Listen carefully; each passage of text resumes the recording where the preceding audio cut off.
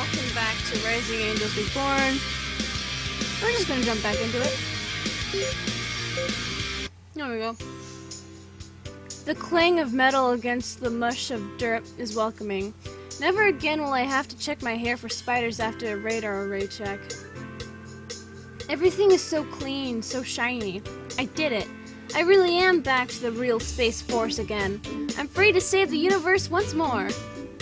Happy? Does it show? A little bit.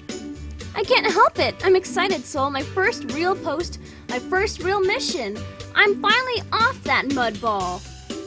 I'm gonna move my screen recorder just a little bit so I can see it better. What is our first mission? I haven't checked yet. My orders were just to report here and then receive my follow-on orders over the secured network. Sounds like they are trying to make it difficult for your first briefing. You're telling me. I have faith in you. Show them how you give a proper intelligence briefing. Thanks, Soul. I know I can't see the orders, but let me know if there is anything I can do to help. I'm glad he reminded me before I asked for his help. SITO orders are restricted to SITO eyes only. My first briefing can only be written by me. That is the unfortunate truth of my profession. No matter how much I wish I could depend on Soul on my crew, I am not a part of it. I am just an attached member. The thought is sobering, bleeding the joy out of my mood. It's lonely at the top. Does my lab have a secure line? I'd rather not have to deal with couriers. Only the finest for you. It doesn't seem like this ship has a lot of the finer things. It doesn't, but you can learn to make do with the things you are given. I'm sure you'll find ways to adapt quickly. Of course. This ship is a stepping stone. I must keep telling myself that. We stop in front of a door in the aft section of the ship. Soul doesn't seem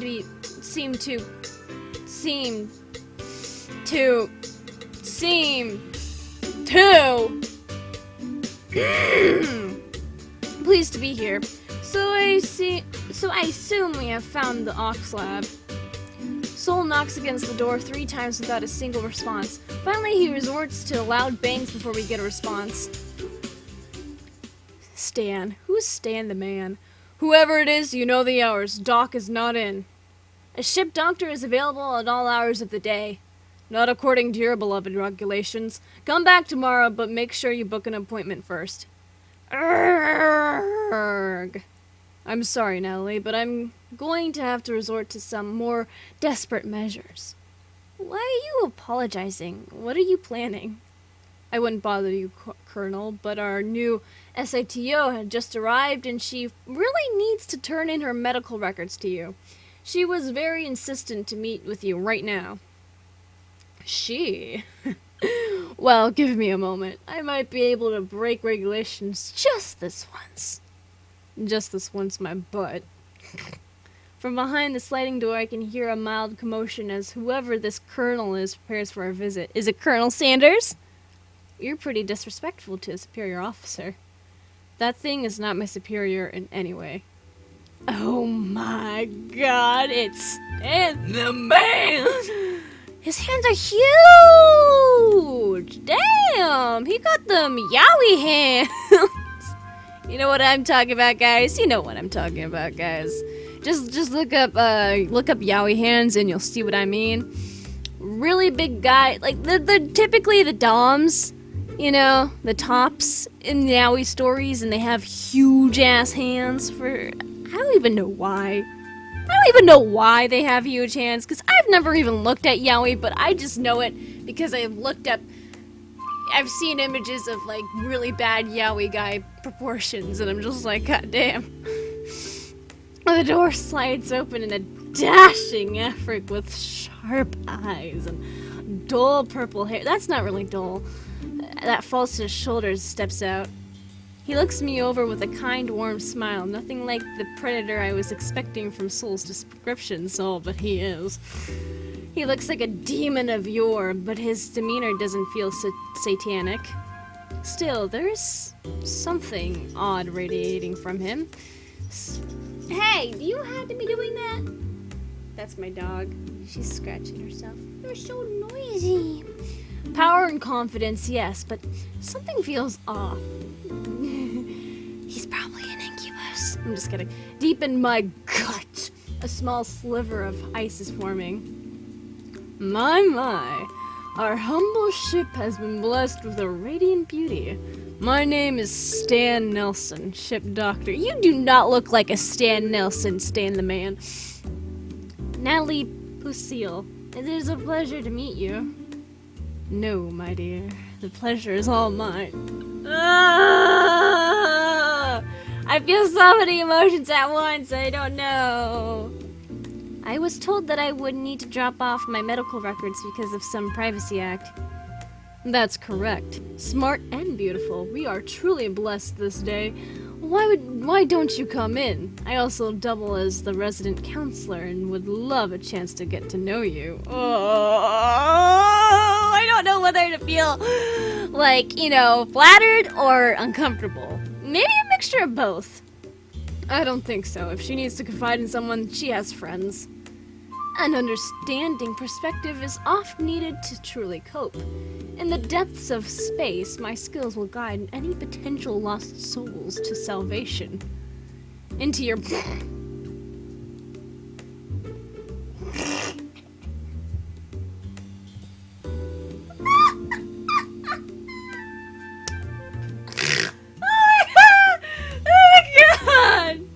Oh my god, that threw me off so much. Holy shit. Into your bed is more like it. My actions are bound by my Hippocratic oath. What about yours? What do you mean? I am a doctor and have an oath to never get involved with my patients. They can feel safe with me. Do you have any such restraint? Ooh. Other than being a trusted friend who wants to protect her from a pervert? You malign me, Major. You both know I'm standing right here and understand this conversation, right? Natalie, I think I can handle myself. There's my medical records, Doctor. I look forward to working with you on the strictly professional basis you mentioned. Precisely, my lovely Major. Precisely. If you ever need any help or someone to talk to without repercussion, I'm always here. Thank you. Oh my god. Natalie, wait! I'm not slowing down. I know soul means well, but it isn't like I need some guardian angel protecting me from all the bad non-humans. That icy feeling in my gut is warning me to be careful around Stan the man. Even though he is handsome and charming, I'm not a thing that they can use in their pursuits. I am the SITO in charge of this mission, and everyone, including Soul, will respect that. I'm sorry, my anger slowly fades out as I slow my pace. Even if I had some idea where I was going on the ship, I think Soul got the point. You what? You can take care of yourself, I know. I just don't want to risk losing another friend to a corrupt beast. Learning some of that teamwork stuff the Vice Commander was talking about? Perhaps. Then trust me, it wasn't like I was going to go inside alone for a special examination in the nude. He made that offer to Zuri. And why is he not being brought up on charges for misconduct? Because she is too dense to realize that his medical reasoning was flawed and perverse. But I know you're not. I'm sorry, I should have trusted you not to fall for his traps. To make up for it, why don't I take you to dinner?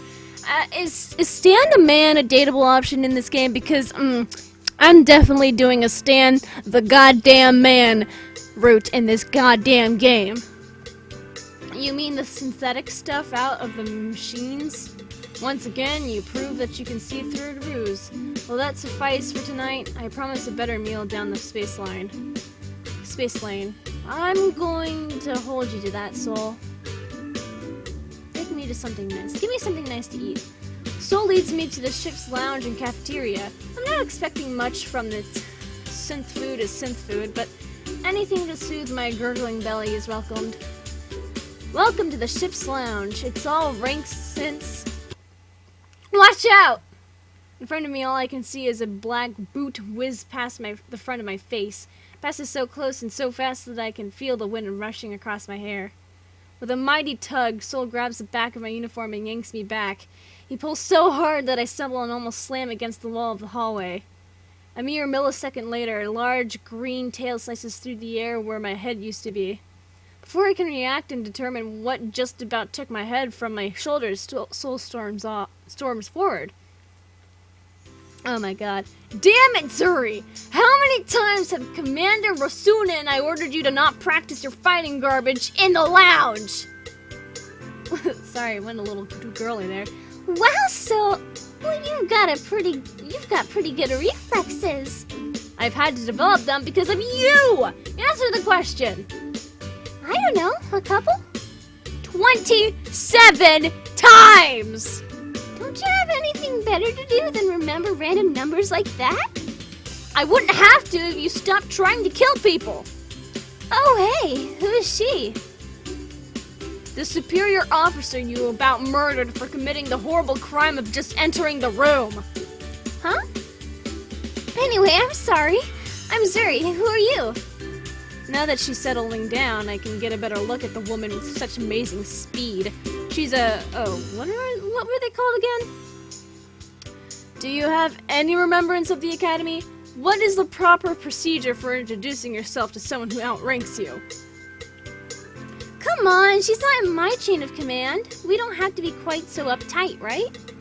Long ears and green hair would tell me that she is an elf, but elves don't have wings. Possibly she could be an Afric like Stan, but Africs don't have shiny, scaly tails. Wrong! I don't care if we are crew dogs or not. We maintain the chain of command and respect during all phases of operations. But I'm off duty right now. What does that have to do with anything, Lieutenant? I think I remember reading about them in a news bit. If I recall, they're like having this conversation. I'm just like, what the fuck is she? If I recall the story correctly, they come from some sandy planet in the far northern reaches of Ryulian Republic. We're just normal people off duty. We're all the same. Regulations don't go away just because you aren't on duty. Besides, Lieutenant, when we launch from port, we are technically always on duty. I don't mean to interrupt, but what are you? Huh? Annoying and disrespectful. God damn, he's on a roll! She meant me. Oh! I'm sorry, that came out wrong. I've never met anyone of your species before, and I can't remember what you were called. Oh, they're called Dreamans. They originate from the planet Onathon. Onathon? It's northern Ryul, right? Walton. Our dear lieutenant and our ilk are loyalists to the Empire. She's right. My home is located just north of the capital world. I even once got to visit the city of Emerald Winds there. An exasperated sigh from Soul tells me that I didn't conceal my interest very well. Still, you don't meet too many people who have heard the melodies of the Emerald Winds. How did you gain entry? Only the lute players themselves ever are permitted entry in their halls. My clan elder nominated me as a lute player one year. Every year the clan sends someone there to resonate with the Emerald Crystal and perform the Ballad of the Distant Dreams. You perform the Ballad of the Distant Dreams? Great. We're not getting rid of her now, are we? So I must never have heard the heart-touching Ballad of the Distant Dreams. Even though I've never heard it in person, the soft melody plays in the happiest places of my memories. It's a soft song of hope and loss, of what once was and what shall be. No matter what Soul thinks of the player, if he could hear the song, he could be swayed by it too.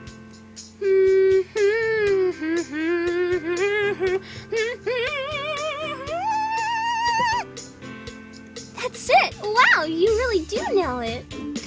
Oh wow, I got it right, guys. Of course I do. It's so beautiful. I love it, but I kinda suck as a lute player and I can't beat my wings to the rhythm right for the ballad. Oh, big surprise. But a warrior has to be both both a master of the sword and of culture, so I practice it anyway. The elders stressed that a lot to me during my training. But a real warrior doesn't bother with such weaknesses. Did they also stress respecting your elders? Not really. Big surprise. Are you saying I should be calling you Grandpa?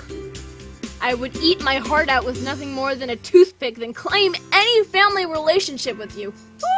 Ooh! Speaking of food, why don't we go get some and get to know each other a little better? That would be awesome! Alphonse, Kylie, and I were just about to sit down and have dinner. On second thought, I'm not that hungry. Come on, Come on, Grandpa! How am I supposed to find my way to my quarters afterward without a guide?